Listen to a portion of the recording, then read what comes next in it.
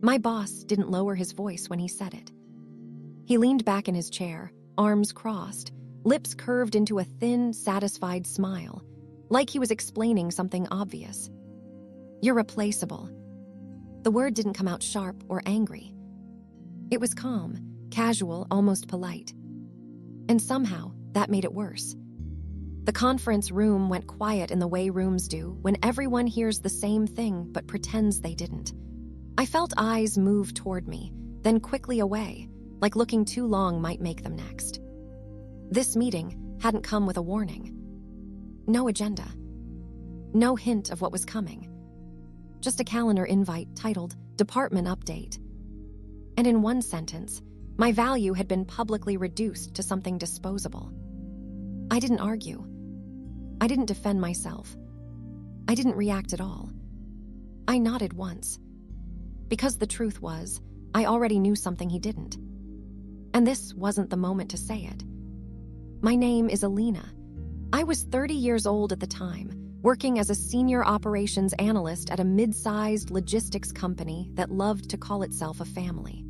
The kind that sent motivational emails about trust and teamwork while quietly tracking productivity down to the minute. I wasn't loud. I didn't dominate conversations or speak just to be noticed. I showed up early, stayed late, and fixed problems quietly, usually before anyone else even realized they existed. That made me reliable. But reliability doesn't always make you visible. My boss, Mark, had been promoted a little over a year earlier. He was confident in a way that filled rooms fast. The kind of man who spoke with certainty even when the details were shaky, and who treated disagreement like disrespect. At first, we worked well together. He delegated, I delivered. That was the arrangement. But slowly, something changed. Reports I built began appearing in presentations with his name on them. Process improvements I designed became team initiatives he proudly explained to upper management. When I corrected mistakes quietly, he'd repeat the correction later as if the idea had just occurred to him. I told myself it didn't matter. Results mattered more than recognition. That's what I believed until the layoffs started. The conference room that day smelled like stale coffee and recycled air. 12 of us sat around the table pretending not to be nervous. Mark stood at the front, hands resting on the back of a chair, relaxed. "Let's not waste time," he said. "Leadership has made some difficult decisions." He talked about market conditions, about efficiency, about restructuring, all the usual words that sound reasonable until they start costing people their jobs. Then he said headcount. When he finally reached me, he didn't hesitate. "Alina, you do solid work," he said, "but we're streamlining, we need flexibility." He paused, just long enough to make sure everyone was listening. "And frankly, you're replaceable. No HR present. No private conversation. Just a public judgment." I felt heat rise in my chest, but my face stayed still. Mark nodded like he'd just offered helpful feedback and moved on. "We'll talk after," he said. The meeting ended soon after. People left quickly, avoiding my eyes. No one asked if I was okay. I didn't expect them to. What Mark didn't know was that 3 months earlier, something in the system had stopped making sense. Not a crash, not a major error, just small inconsistencies, numbers that didn't line up. Shipping costs rising in certain regions without any increase in volume. Vendor invoices showing adjustments that didn't follow contract terms. Manual overrides being approved outside normal limits. At first, I assumed it was a glitch. So I looked closer. That's how my mind works. I don't ignore patterns that don't add up. What I found wasn't a mistake. It was repetition. Temporary exceptions that never expired. Manual approvals without documentation. Policies bent just enough to avoid attention. Every single one approved by the same person. Mark. I didn't confront him. I didn't accuse him. I documented. Dates, approval records, email chains, system logs. Not because I was planning revenge. Because doing things properly mattered to me. And because something in my gut told me this wasn't accidental. After the meeting, Mark called me into his office. He gestured for me to sit but stayed standing himself. "This isn't personal," he said. "It never is. We're reviewing roles," he continued. "You should be prepared for any outcome." I nodded. "I understand." He looked surprised. "You don't have questions?" "Not right now." That unsettled him, more than anger would have. "Good," he said. "Stay focused. We'll see how things shake out." As I stood to leave, I noticed a printed report on his desk. My formatting, my calculations, his name on the cover. I didn't mention it. I went back to my desk and worked like nothing had changed. But something had. 2 days later, a company-wide email went out. Subject line, Workforce Optimization Update. Departments affected, timelines, next steps. My role was listed as under review. Not terminated, not safe. Just suspended in uncertainty. That night I stayed late. The office emptied slowly, lights shutting off one row at a time. I opened the audit logs again. This time, I wasn't just reviewing. I was organizing. Not altering anything, not exaggerating, just arranging the facts so they could speak clearly on their own. Because if I was replaceable, silence was too. I didn't sleep much that week, not from fear but from clarity. Mark believed power came from titles, authority, and being the loudest voice in the room. But real power came from patterns, from consistency, from the truth, recorded patiently over time. I wasn't angry. I was focused.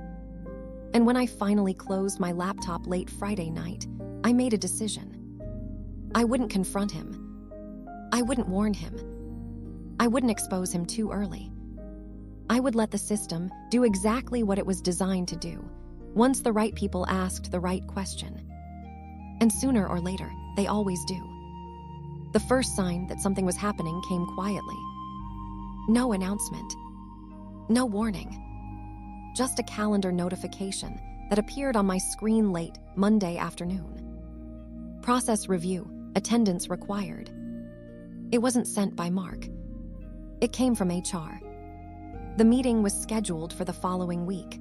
No agenda attached, no explanation, just a short line at the bottom that read, "This is a standard internal review." Mark didn't mention it that day, or the next. He acted relaxed, confident, almost cheerful. That was when I knew he didn't suspect a thing. I kept working the same way I always had. I showed up on time, kept my head down, answered emails promptly. I didn't stop fixing problems. I just stopped drawing attention to how often I did it.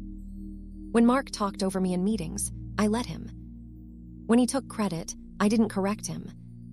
When he made confident statements that were slightly wrong, I didn't challenge them publicly. He mistook my silence for surrender. By Wednesday, he was already acting like he'd won. He joked openly about lean teams and trimming the fat. He spoke about leadership opportunities opening up once restructuring was complete. He even mentioned how much smoother things would run once certain bottlenecks were removed. He didn't say my name. He didn't need to. On Thursday afternoon, he stopped by my desk. "Quick thing," he said, leaning casually against the divider. "I'll need you to resend the regional cost analysis. Leadership wants another look." I nodded, "Of course." He smiled. "You're always so reliable." I sent the report within minutes. The original version. The one with clean data. Not the adjusted one he usually preferred. He didn't notice. Friday came, and with it, a strange shift in energy. People whispered more. HR walked the floor more often than usual. Someone from compliance I'd never seen before sat in a conference room near the elevators for most of the day. Mark noticed that. I saw him watching from his office, brows pulled together slightly. Still calm, still confident. That afternoon, he called another meeting. "This review stuff," he said, waving a hand dismissively. "It's routine. Don't let it distract you." He smiled as he said it. But his foot tapped under the table. The following Tuesday, I walked into the process review meeting alone. 2 people from HR were there, 1 from compliance, 1 from internal audit. Mark was. They thanked me for coming, asked if I needed water, spoke in calm, neutral voices. "This is informal," one of them said. "We're just trying to understand workflows." They didn't accuse. They didn't pressure.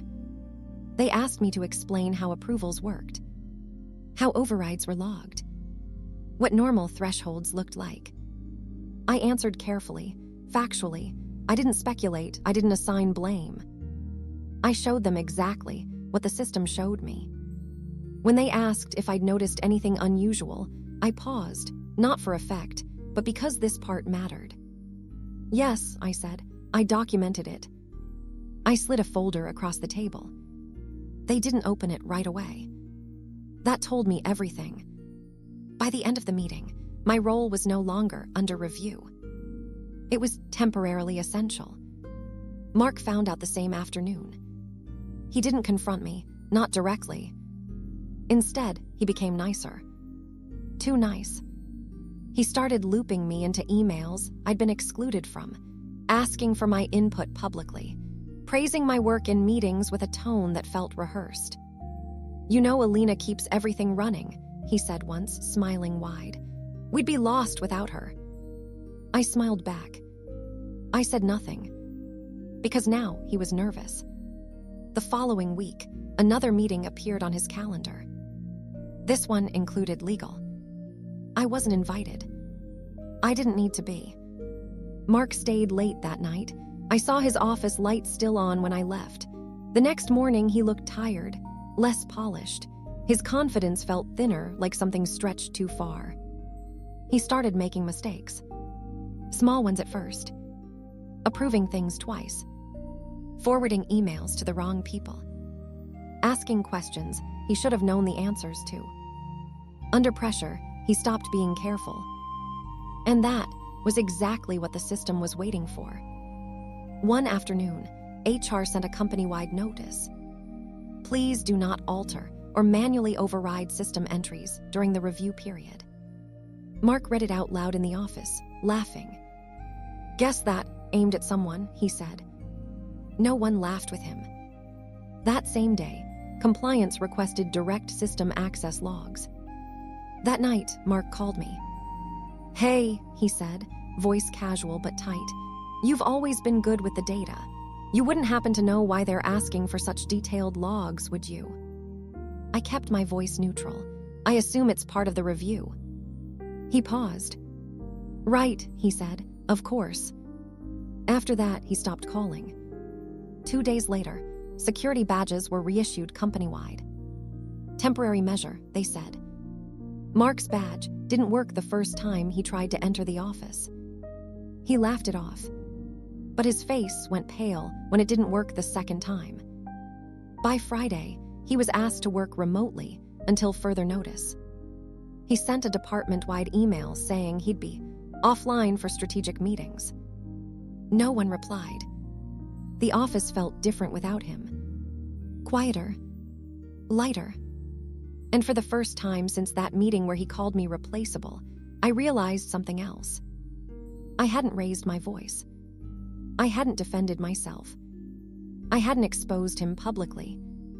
I just stayed still long enough for the truth to catch up. And it was moving fast now. The day legal stepped in, everything slowed down. Not dramatically. Not loudly. Just enough that people noticed. Emails took longer to send. Meetings were postponed without explanation. Decisions that used to happen in minutes were suddenly pending further review. Mark's name disappeared from internal threads. No announcement was made. No rumors confirmed. But everyone felt it, the way you feel pressure change before a storm. I was asked to come in early that Wednesday, not by HR this time, but by compliance. The request was polite, almost careful. They sat me down in a smaller room than before. No windows, no distractions. This time, they didn't ask how systems worked. They asked about intent. "Did you ever feel pressured?" one of them asked. to process approvals that didn't follow policy. I answered honestly. No one asked me directly. Another pause, another careful question. Did you ever feel discouraged from documenting irregularities? Yes, I said, indirectly. They nodded like they'd expected that answer. Then they asked me something I hadn't anticipated. Did Mark ever imply your job security depended on your cooperation? I thought of the meeting. The word he used. The room full of witnesses. Yes, I said, publicly. That was the moment the tone shifted. They didn't stop me. They didn't interrupt. They let me talk. I didn't dramatize anything. I didn't exaggerate. I told it the way it happened, plain, chronological, unemotional. By the end, one of them closed their notebook and said, "Thank you, that helps." I knew then that this was no longer an internal issue. Mark must have sensed it too. That afternoon, he emailed the department from his personal account. Subject line, clarification. He wrote about misunderstandings, about temporary misalignments, about how reviews were normal and how leadership was fully informed. He didn't mention compliance. He didn't mention legal. And he definitely didn't mention me. But he CC'd everyone. It felt like an attempt to get ahead of something he could no longer see. The next message didn't come from him. It came from legal. Mandatory interviews, one by one, private, confidential. That's when someone else spoke up. Not me. A coordinator named Rachel, quiet, mid-level, usually invisible, had been keeping records too. Different angle, different data, same pattern. Then someone from procurement added context. Then someone from finance. The picture filled in fast, once people realized they weren't alone. Mark tried to regain control, the only way he knew how. He blamed systems. Then vendors. Then miscommunication. When that didn't work, he tried charm. He requested a meeting with me. Not through HR. Not through legal. Direct. I declined. The next day, legal informed him all communication would go through counsel. That's when the narrative broke. By the end of the week, Mark's remote access was revoked, not announced, just quietly disabled. His LinkedIn profile still listed his role. His email signature still had his title. But inside the company, he was already gone. The official notice came the following Monday. Mark is no longer with the organization. We thank him for his contributions. No explanation. No details. Just a clean sentence where his authority used to be. People didn't celebrate. They exhaled. I was called into one final meeting. Same room, same calm voices. This time, they thanked me. Not with praise. With trust. My role was reclassified, my position secured, my documentation formally archived. Before I left, one of them said something I didn't expect. "We almost missed this," she said. "You didn't." I nodded. That afternoon, I packed up the small personal items from my desk, things I hadn't bothered to decorate before because I'd never felt permanent. For the first time, I did. As I walked out, I passed the conference room where it had all started.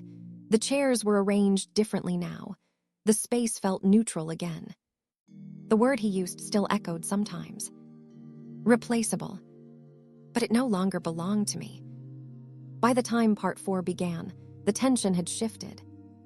The office was quieter, almost subdued. People worked, spoke, and walked as if the atmosphere itself had been reset.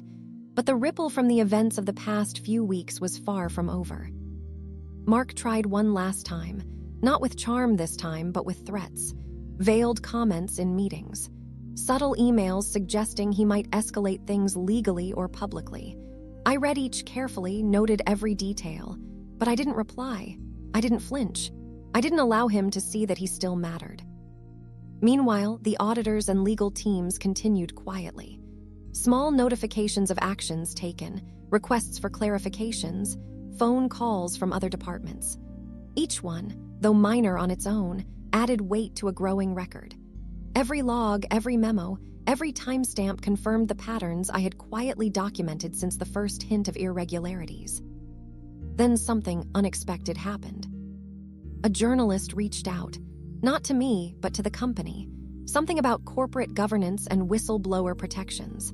The article was set to cover recent trends in compliance failures. Mark's name had been mentioned once in passing internally, and now it surfaced publicly. I wasn't involved. I didn't comment. I had no need to. The company prepared a statement. Clear, concise, factual, no drama. The truth, distilled into neutral words, spoke louder than anything I could have said.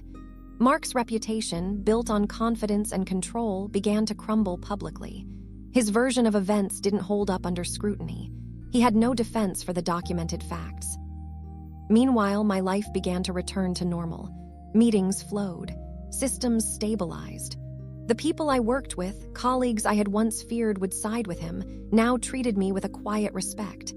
Nothing flashy, nothing loud, just acknowledgement of competence and integrity. One afternoon, HR requested a brief meeting with me. They handed me a small folder, neatly organized, containing a formal recognition of my diligence and the crucial role my documentation had played in the resolution. No fanfare, no applause, just the acknowledgement I had never asked for but had earned. I left the meeting and walked past the conference room where it all began. The chairs were neatly arranged, the whiteboards wiped clean, the space neutral and calm. It looked ordinary, harmless, safe. I realized then that the word he had used, replaceable, no longer had power over me. I had been quiet. I had observed. I had documented. I had allowed the truth to work on its own timeline, and it had. Weeks later, the company implemented stronger controls and clearer protocols. Mark's actions became case studies in audits and training materials. He was no longer a threat to anyone, not publicly, not privately, not to me. I returned to my work fully, calmly, quietly, not because I was fearless, not because I wanted revenge, but because I had learned the most important lesson about power. It doesn't come from intimidation, charm, or loud declarations. It comes from clarity, consistency, and the courage to stay steady when the world tries to shake you. And for the first time in a long time, I felt safe. Not triumphant, not vengeful, just safe. I kept my desk simple, my workspace organized. I answered emails promptly, helped colleagues without expectation, and focused on the work itself rather than anyone's opinion of me. The past weeks had taught me something invaluable. The truth, once collected and preserved, has a power that no arrogance can overpower. Replaceable, I was. I never had been. I just needed the world, and the right moment to realize it.